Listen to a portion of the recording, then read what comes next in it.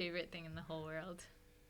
Hello, everybody. This is Jack and Kate from Fluency.com, and welcome to this live lesson here on YouTube. We are going to answer your questions about learning English. And if you have any questions, please ask us, whether you're here live or watching the replay. Kate, what should they do if they are new here? Subscribe. If you are new, subscribe and turn on notifications, because we release conversations about talking about different topics in English now on a regular basis. Yes. Right? Uh-huh. And I've left a link to all those conversations in the description. So I'm just going to say goodbye to Facebook. Come join us on YouTube. Okay, so what have we done so far today? Just to give people some context. Sure. Well, we woke up at about 5 o'clock. Because it's actually been a long morning, despite the fact that it's not that late. And I then went back to sleep. You went back to sleep? Yeah. She's very nice. It was extremely nice. And then we had a babysitter come over to spend some time with our son and daughter, and we went and got coffee. Yep. What kind of coffee did you get? I got my first gingerbread latte of the season. Your first one? Yes. Oh, yeah, because normally you get the pumpkin spice latte. Pumpkin spice season is over. It's gingerbread latte season now. Oh, that's interesting. Yes. I just got a regular coffee with cream. Look at all these people joining wonderful. live. If you are watching live exciting. or watching the replay, please hit that like button so more people can find this. I'm just going to read some of the comments, and let's see if I can do this. If we slide over a little bit, Kate, other way. There we go. So we can read some comments live. Okay. And everyone Well, watching live can see them too. Okay. So come say hi and tell me where you are watching from. Also, leave your questions in the live chat too. Adam, give us good free solutions to learn English. Ooh, that's a good one. So, free ways to learn English. Well, one of the free ways is obviously just what we're doing right now. The more that you tune into free content on YouTube and Facebook is a great way to get some practice listening and speaking. Yeah. Could you just lower your chair a little bit? I was just thinking that. I was just thinking, I'm taller than you. Yeah. And I kind of like it. Yeah. I know you do. I'll put my chair down. I know. Yeah, so listen as much as possible. Okay, the elevator's going down. You ready? That's better, isn't it? Wow. So, yeah, listen as much as possible. Watch English lessons on YouTube, but also watch things that aren't made for English learners. Yes. In a way, like, I want you to go find other podcasts and YouTube videos where you can listen to anything that you're interested in. And I think a good idea as well is to learn in English. Yes, that's absolutely been proven true. If you're both learning new content and English at the same time, that strengthens everything. It just helps your brain make the connections. And also, you know, when you switch to regular content that's made for English speakers, sometimes the pace is a little bit fast. The vocabulary is more rich or specific. There's more jargon. So sometimes you just have to just be a little bit patient with that and repeat. Yes. Pick out phrases that you think are interesting.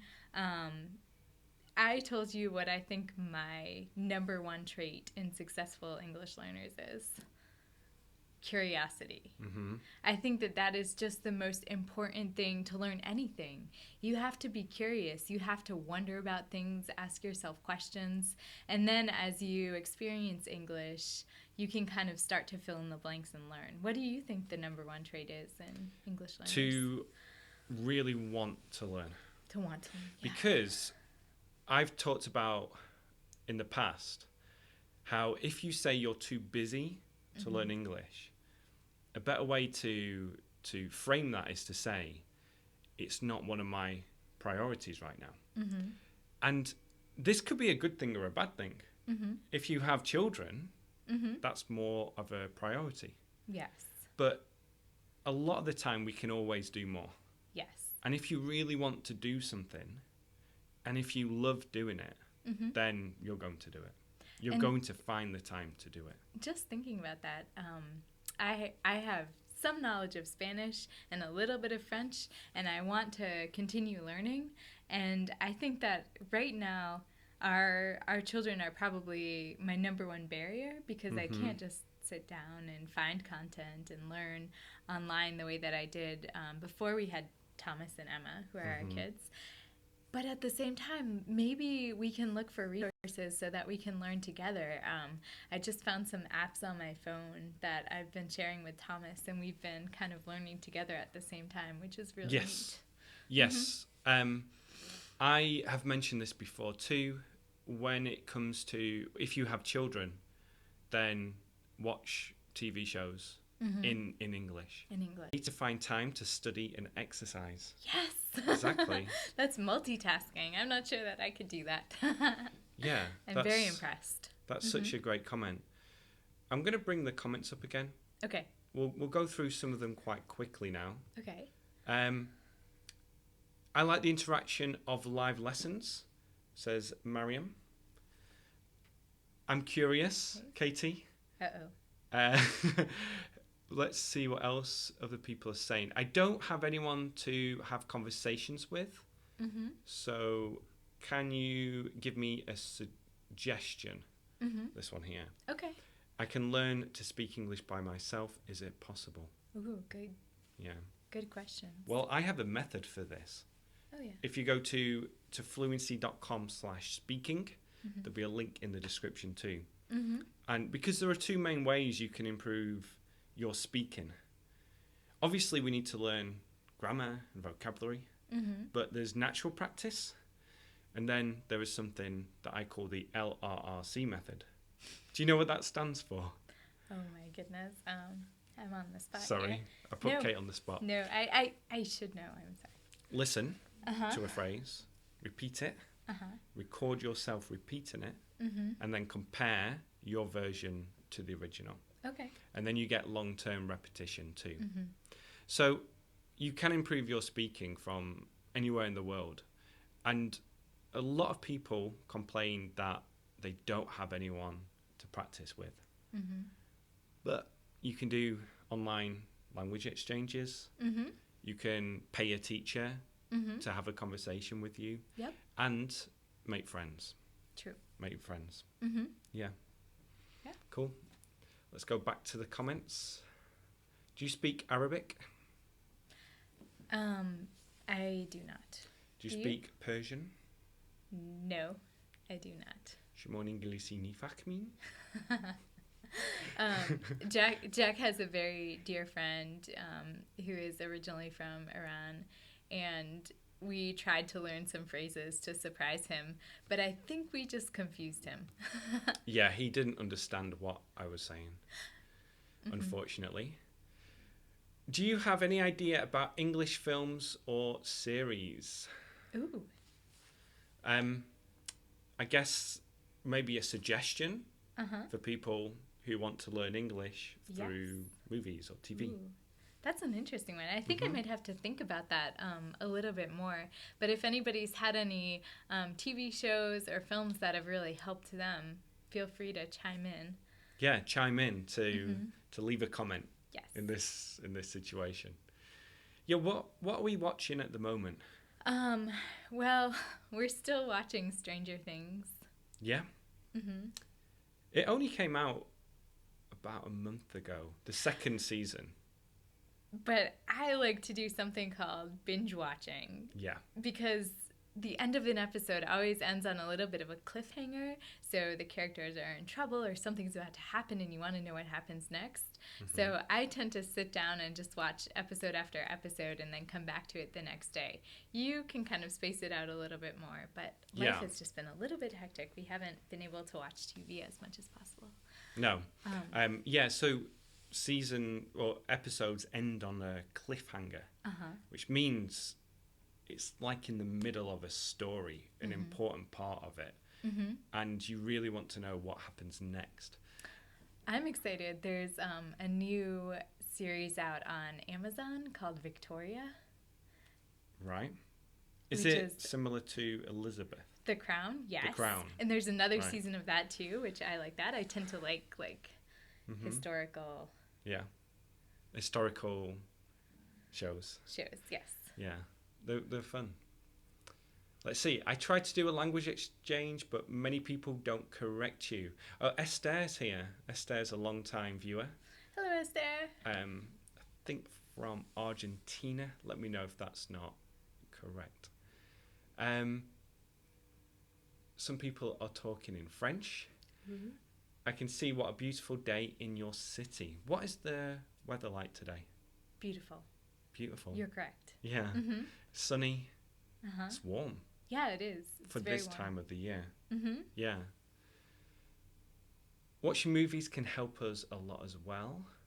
I prefer TV series because you get more repetition in the language. And movies can be very artistic. And the dialogue's very quiet at times. And it can be more difficult. But I think TV series, it's more conversational. Especially when you think about something like Friends. Yes. Everyday English. There's so much in there.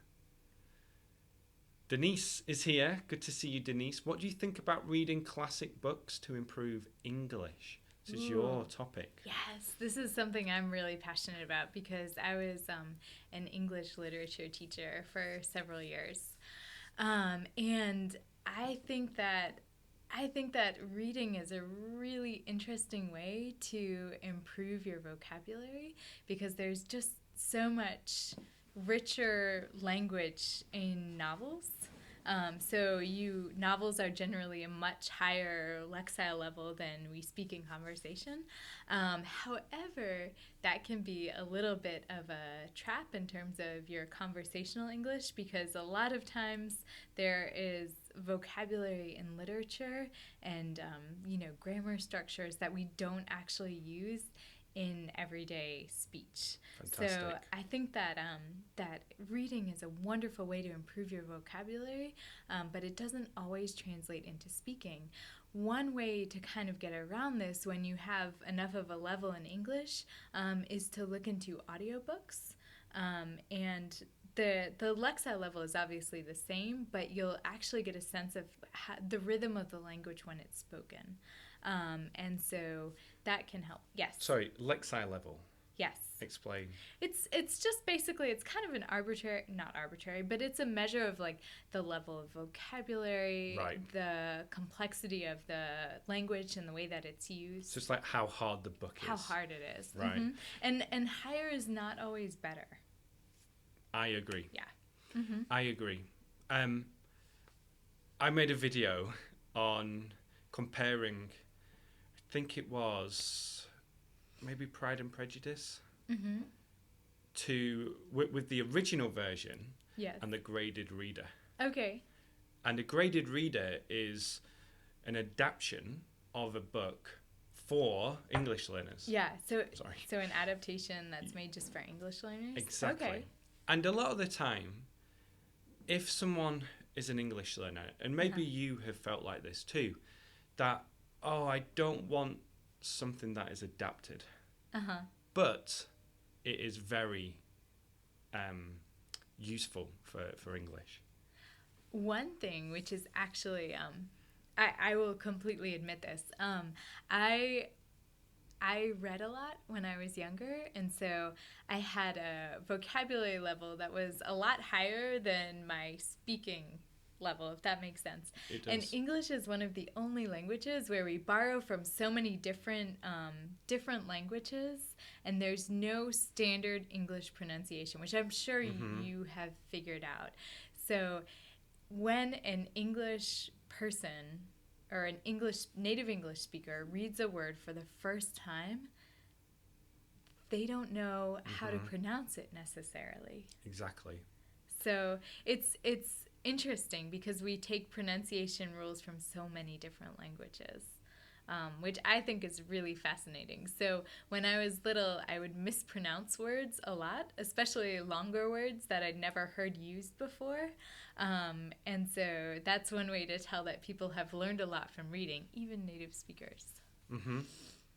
Very good. That's such a good point. And audiobooks. So, let's have a look. Yeah. Let's do some more questions. Are there any questions that are less about learning and more personal, or not personal? But, Yeah. Feel free to ask us anything. Within reason. Within reason. Yeah. Let's answer some of these quickly now. Okay. So, is there how writing should be used to improve English, or how can you improve your writing? I think write as much as possible, and I like a method where you copy. Oh, okay. So you take a book or an article or a conversation and you just copy it. Copy it. Okay. Imagine drinking some tea with classical music and just copying. Okay. I think I'm really relaxed. into the tea and the classical music, so that kind of connects the dots. Actually, writing is really neat, the way that it can help you learn and reinforce what you're learning, because when you write, you're using your body in a way that helps you make those connections. So actually, when you're writing, you can have more deep, complex thoughts than you can without writing it down. So writing's a tool that helps us kind of go deeper into our thoughts and realize things. So as an English learner, if you just sit down and try to write in English, you will actually kind of help yourself learn the language a little bit more deeply. So when I was teaching middle schoolers, I would always have them, there's two different ways to think about it. It's writing to learn and learning to write. And so obviously these two go together, but a lot of times when you're just writing in a way where you're not worried about grammar or spelling, you're just getting the words onto the page, that's helping you learn at a deeper level. Yeah. I love that. Yeah. I write something every day. Or you do? I journal. You journal? Yeah. Oh, neat. Yeah. I did not know that about you. I journal. Honestly I've didn't journaled know. for 2 years. Okay. Every day. I'm just going to show you what it's like. I promise we're actually married. We do know each other. Look, I've just got this thing called thoughts. And I just write my thoughts every day. Is there a thought that you could share? Yeah. Okay. This is on the 23rd of November. 235 pounds on the deadlift. Felt great. Getting heavier and heavier. Got 4. Will add 5 pounds next week. Just very simple. Yeah. But just talking about my progress in the gym, all those different types of things. What? Kate's prodding me. She's pushing me, and I don't know why. It's the light. Yeah.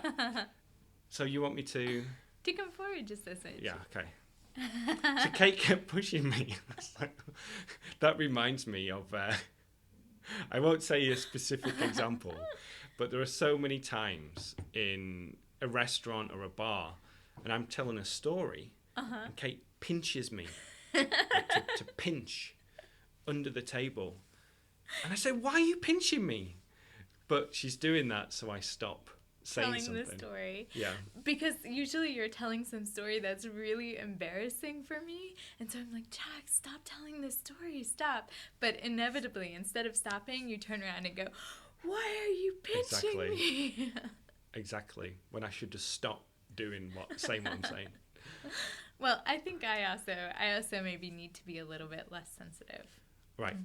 Okay. Shall we go quickly? Okay. When will you guys go live again? Ooh. Maybe next week? Yeah, maybe. What do you think about reading the Harry Potter books to improve vocabulary? I am all for it. I have never read a Harry Potter book. You know what? I think that we will read them with our son eventually because they're great.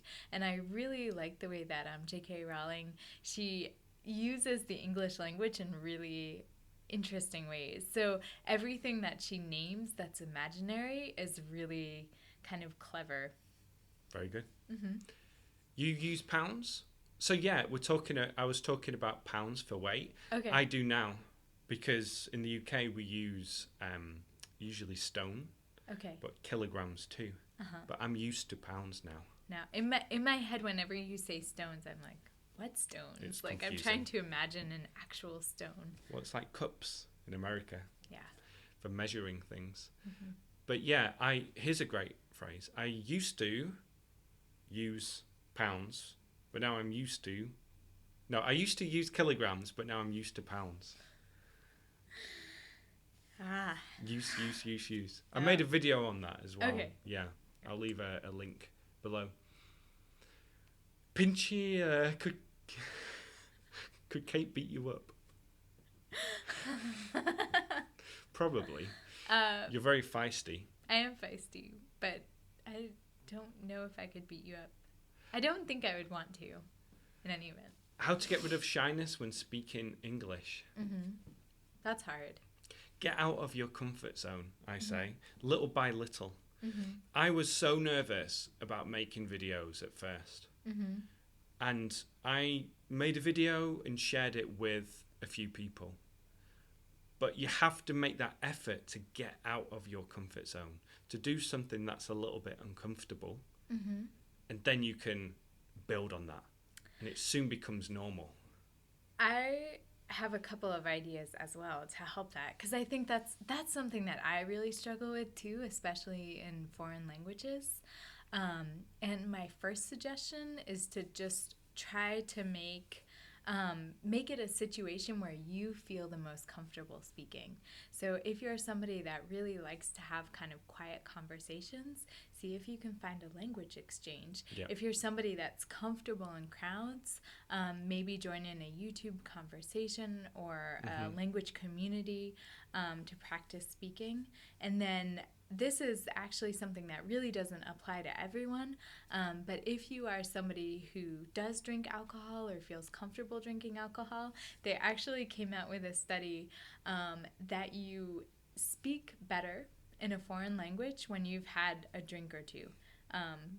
And I think that's because, and this is true for everybody, there's inhibitions. We're kind of held back from speaking in a foreign language, and alcohol lowers that just a little. So it's not necessary by any means, but that is something that you can try. Like, you think that you're speaking better, and you might actually be speaking better. Because your confidence increases too. Yeah. Definitely. And a lot of the time, people don't speak because they're worried about making mistakes. Yes. It's so common that people stop themselves from speaking because they don't want to make those mistakes. And I felt this in a huge way in Spain. Yes. Where you don't want to talk about things. But also... And sometimes you actually are making mistakes. And that's okay too. Exactly. And those are the funniest stories. Yes. I'm not sure if I've told this story before, but when we were living in Spain, I went to get new contact lenses for my eyes. And basically, I went in and I said that I needed lentejas, which are lentils, little tiny beans. I was like, I need lentils to put in my eyes. And I'm so glad that I had the confidence to just go in and ask, because it's the funniest story now. But, you know, when you think about it in your head, what's the worst that could happen? Yeah, definitely. You have a funny story. And we don't care if someone makes a mistake. Oh, not at all. I think that the fear in your head is 100 times greater And you think that people are so worried about you making mistakes, but the reality is that most of that is just in your head. Yeah. Nobody cares as much as you do, if that helps. Very good. Israel says, listening is very hard for me. Kate mentioned something before, which is repetition. And I'm going to start talking about repetition a lot. Do you understand? You're gonna repeat. Yeah. And repeat. Yeah, exactly. I'm going to keep repeating how important repetition is, because it is vital. Yeah. So what I want everyone to do as well is to watch this lesson again, because you'll understand so much more the second time. And just something that can help with listening, especially if you find reading easier, is to watch things with subtitles, not in your language, but in English. Yep. And sometimes your brain will translate that back, but that's a way of reinforcing the language. And then eventually you can get to the point where you take the subtitles away and you just listen to the language on the screen and help your brain make those connections. I've found that really helpful in the past. Yeah. So here is a good strategy. You can watch it the first time without, the second time with, and then without. And then without. Or 2 times with and 2 times without. But that progression from with English subtitles to no subtitles can be really helpful. And a lot of times you know a word because you've read it, but you don't know how it sounds in conversation, especially with relaxed pronunciation, where the words kind of go together, etc. Yes. I'm going to want to go. Yeah. Oh, I thought you meant right No, now. no. That was an example. I was like, okay, we're ready. Let's go. I was very relaxed. Okay. I've got an answer for this. Breezy Day, what is the hardest thing about English grammar? Or what's the hardest part of English grammar? For me, English grammar isn't hard or easy. It's just whether you have had repetition with it. Because people say irregular verbs are hard. But everyone here, I'm sure, can say, I am, you are, he is. That's an irregular verb. Yes. But you say this all the time, therefore you can use it. And it's the same with phrasal verbs.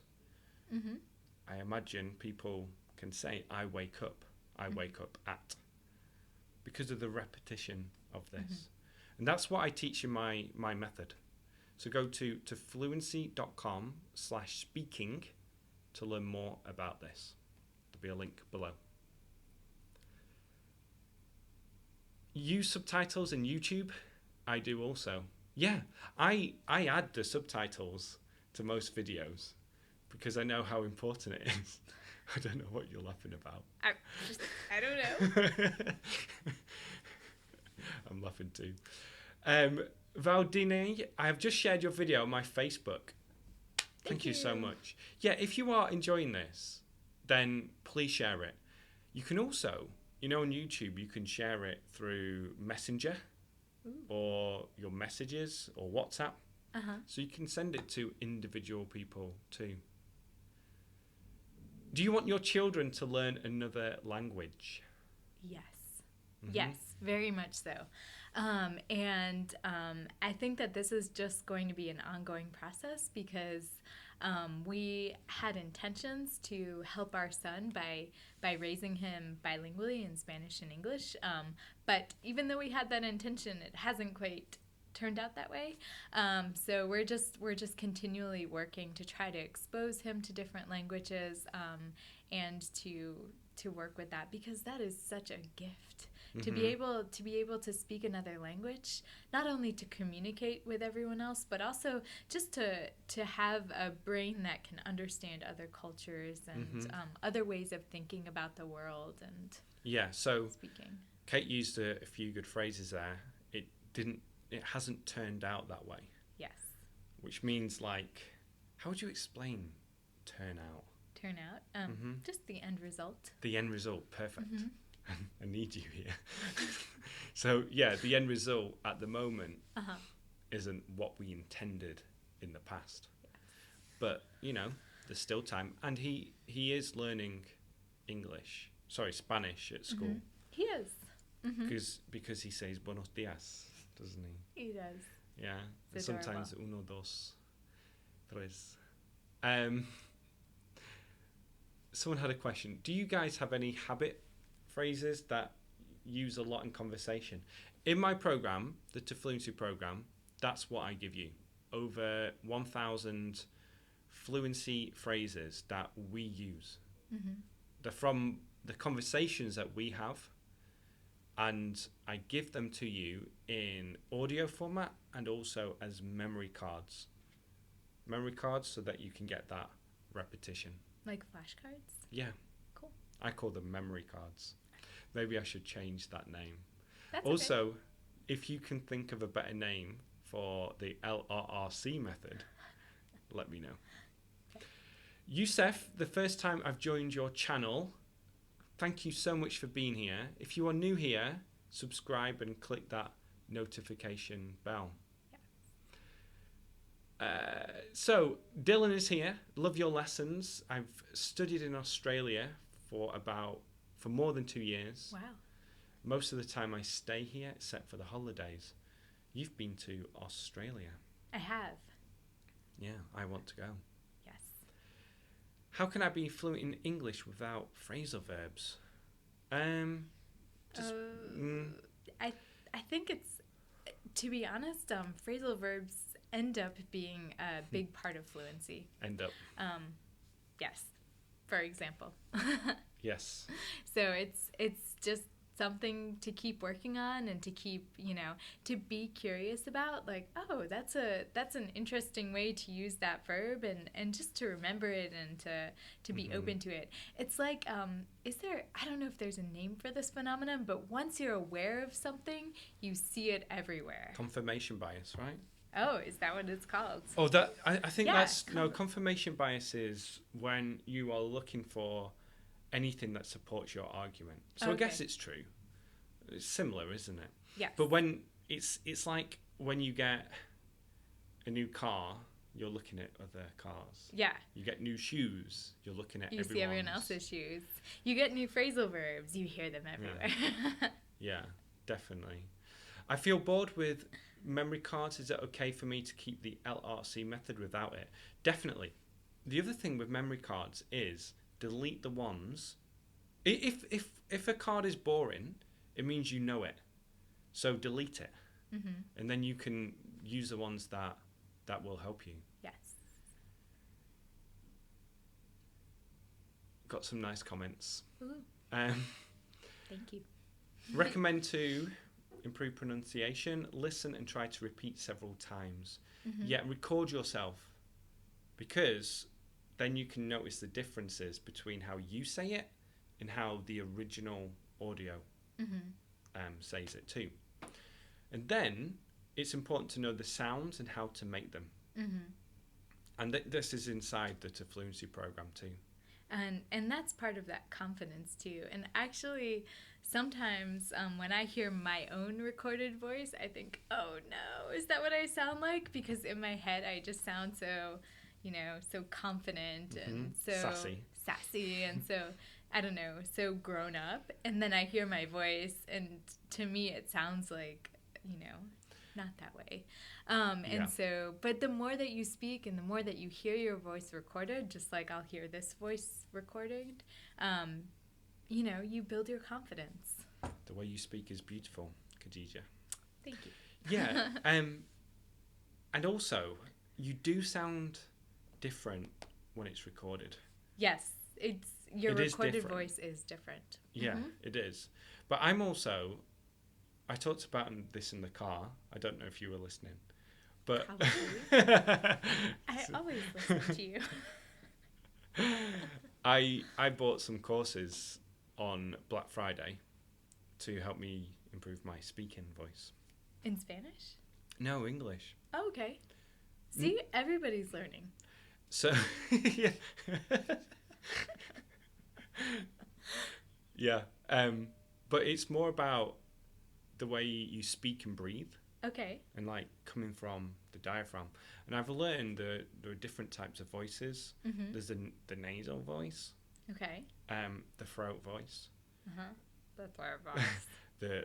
the chest voice, The chest voice. and then the diaphragm voice. The diaphragm. Kate can't do it. I need to take the course. But it's really interesting. Uh-huh. And also they have different warm-up exercises for your mouth. They don't say Benedict Cumberbatch. Benedict Cumberbatch. I love it. There's a what is that article? If you are not familiar with the work of this very talented actor from Great Britain, he also has one of the most ridiculous names. And if you Google it, you will see all of the ways that people have messed it up, and I love it. It's he's from Sherlock.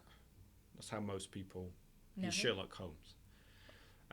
Margarida, who is a Fluency program member, I love memory cards. Oh, great. Yeah, and also you can make them enjoyable. You know, if you have fun with them, because you get a flashcard, and if you just read it, it's boring. Mm-hmm. But if you repeat it and say it with, some enthusiasm and intonation and stress, then you'll enjoy it, but also you'll improve too. Are you speaking from your diaphragm right now? No. Oh. No, I need to practice. Okay. So you breathe in for 5 seconds, and then you hum deeper. Okay. I'll make a video on it. Okay. Let's have a look. Do you know, I found formal English, it's too hard. Oh, it's harder than slang words. Interesting. Yeah, interesting.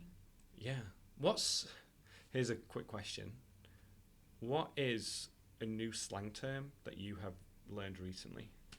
Oh my gosh. I feel like I'm constantly learning slang terms and also abbreviations. Abbreviations. Mm-hmm.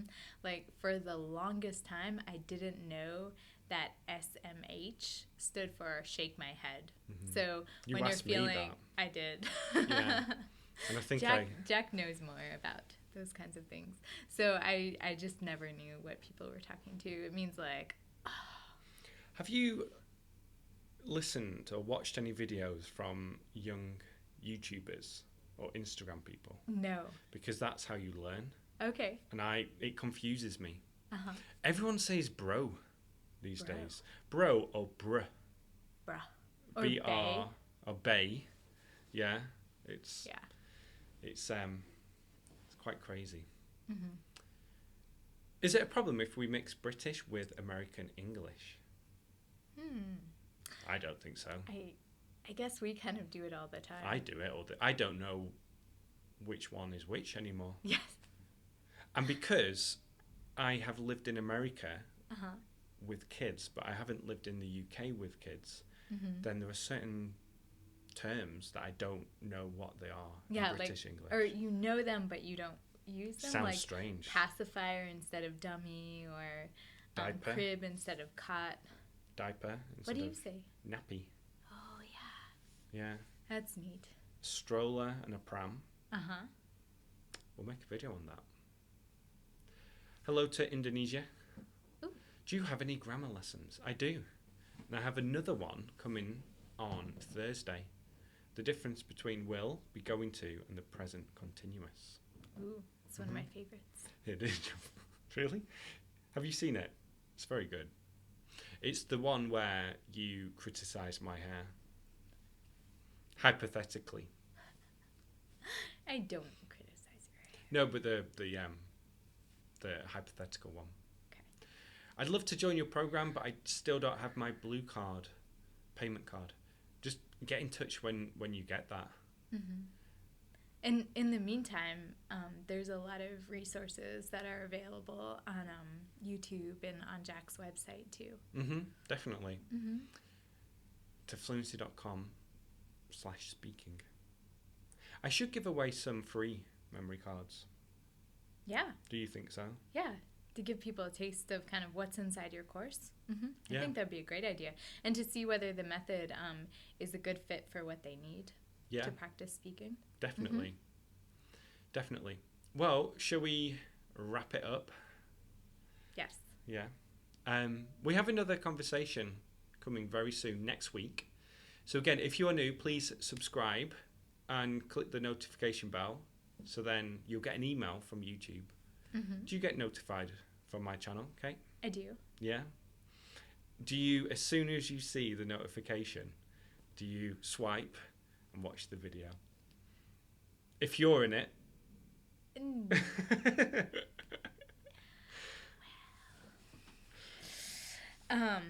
Yeah, and I think if anyone has, because we probably did not get to all the questions. So if you have any questions that you haven't typed in, feel free to leave them, and we'll try to address those questions in our next video. Oh, and do you want to ask a question for everyone? Kate's question. Yes. Because we've been speaking a lot about speaking. Is there any English phrase, for whatever reason, that you particularly like to say? I love that. Like your favorite phrase to say in English? Is there one that you have in Spanish? I'll have to think about that. Yeah. We used to like saying es que all the time. Es que. Bueno, es que. What else do we used to like to say? Let me think. I remember in Valencia, everyone used to say like mira. Mira. Mira. Like look. Yeah. It was something that was said with some attitude, and I really enjoyed saying that.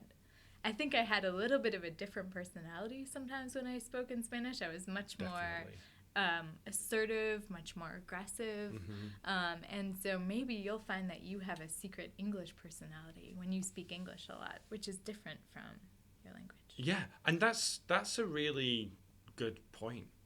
Mm-hmm. You know, find your personality and be that personality when you speak in English. It's a great opportunity to be someone new.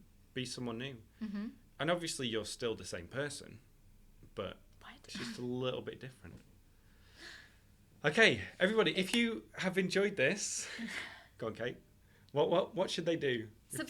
Subscribe, like, share, and answer Kate's question, which is there a particular phrase that you like using in English? Something that you just enjoy. Or a word that you think sounds really cool. Yeah. And please let me know if you have learned any new slang terms recently, because I'm learning too. Fantastic. And if you want to watch more lessons, then I'll leave some on your screen now. Thank you so much for being here. We'll see you in the next conversation. Bye for now.